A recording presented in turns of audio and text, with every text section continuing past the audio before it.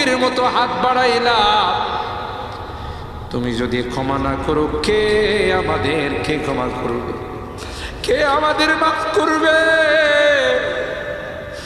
ভিক্ষুকে একজনের কাছে ভিক্ষা না পেলে আরেকজনের কাছে পায়, এক দুয়ার থেকে বিতাড়িত হলে আরেক দুয়ারে যায়। তোমার দরবার থেকে যদি মাহরুম হয়ে যায়, বিতাড়িত হয়ে যায়, কার কাছে যাব? কে আমাদেরকে ক্ষমা করবে?